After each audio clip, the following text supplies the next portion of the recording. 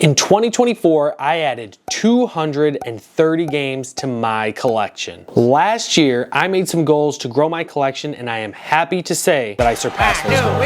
As I said, I added 230 games to my collection this year. I did just sell about 20 of those games to add some funds for some future purchases. So let's talk about my current collection stats, some buying, selling, and trading stories from last year, and some of my goals going into this next year. I pretty much made it my full-time job, scavenging Facebook Marketplace, talking to people, making connections, checking out local game stores to try to add things to my collection. It really was a ton of fun, so much fun, but honestly, it's a lot of work. Overall, I added 3 Genesis games, 1 NES, 7 Nintendo 64, 2 PlayStation 4, 21 PS1, 5 PS5, 12 Nintendo DS, 10 Game Boy Advance, 5 Game Boy Color or Game Boy games, 9 3DS, 60 Switch, and 101 GameCube games, bringing my added total for the entire year to 230 games.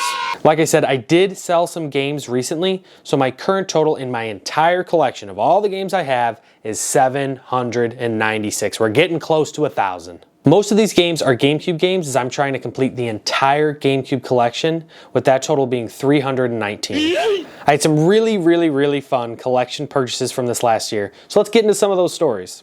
Over the summer, I went to a ton of garage sales. One of these garage sales, I came upon a Switch bundle. It had the Switch, it had maybe 10 to 20 games, and like 30 amiibo. It was a really good deal. It was a really nice family, a really nice guy, and I purchased all of it. I think I paid about $300, and my original plan was to just sell everything. I've already got a Switch, I already had most of the games, and at that point, I collect amiibo, mostly Zelda amiibo, but just initially my plan was not to keep the amiibo. But then the more time I spent with these dang amiibo, the more I started to like them. So I ended up keeping like half of them. Like this Wario. Who doesn't need this Wario? Or Diddy Kong on a barrel, or Yarn Yoshi. And how could I possibly sell Cat Peach and Cat Mario? On to the next story. I came across a collection buy where there was a lot of Wii U, PlayStation 2, PS1, PS3 stuff. It was a family's collection over their long history of time. We can keep that in. Just keep going. And they were open to selling, so I made them an offer. We went back and forth for a while and eventually reached a pretty fair deal. I was really excited to pick this collection up. I had to drive about 40 minutes into the suburbs, but I was really excited to get it and it was no problem. They even reached back out to me and let me know that they had more stuff. I think they reached out to me and they had a PS1 or another PS1 and like some more games and stuff. And it really is important to, be polite when you're interacting with these people and make a good impression, because if they have more stuff, they're going to reach back out to you if you pay them fairly. If you're kind of rude and lowball them or do whatever, they're probably not.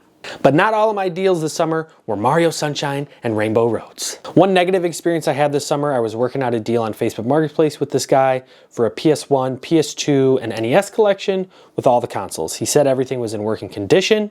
One of the notable titles that I was really excited about was Ogre Battle on the PS1. But when I got home and tested everything, all 3 consoles were duds. PS1, PS2, NES, none of them worked, even though he said they were in working condition. That's just kind of the name of the game. It did end up cutting into my margins, but when you're working out these deals, it's just kind of how it goes sometimes. Some notable titles in terms of value that I added this year were Gotcha Force, Def Jam Fight for New York on Nintendo GameCube, Gauntlet Dark Legacy on GameCube, Pokemon Fire Red Complete in Box, Pokemon Pinball Complete in Box, and Pokemon Sword Plus Expansion on the Switch. Overall, it was a really fantastic year for adding to my collection. I had a ton of fun, never knowing what I was going to find around the next corner. I promise you that if you stay persistent and look for deals, you can add things to your collection without breaking the bank. Buy, sell, and trade your way to a collection that you're happy with. Special shout out to my wife, who is incredibly supportive. She's also the editor of these videos, so if you need an editor, hit us up. She's always supportive of me, going out to sales, working out deals, doing things that I really love, and I wouldn't be here with the collection that I have without her. As far as collection goals for 2025 go, I really only have 2. Number 1, continue to have fun collecting and playing games. That is by far the most important one. And number 2, getting the GameCube collection to 4 400 games. That means adding 81 more games between now and the end of the year. I definitely think it's doable, and I'm trying to get to 400 so I can complete this collection at some point. What do you guys think of my collection? And let me know in the comments down below, what is one game, your holy grail, that you are trying to add to your collection in 2025? My game that I'm trying to add this year is Cubivore, a really nice, minty CIB copy of Cubivore. Comment down below and let me know yours. See ya! Hi, Holden.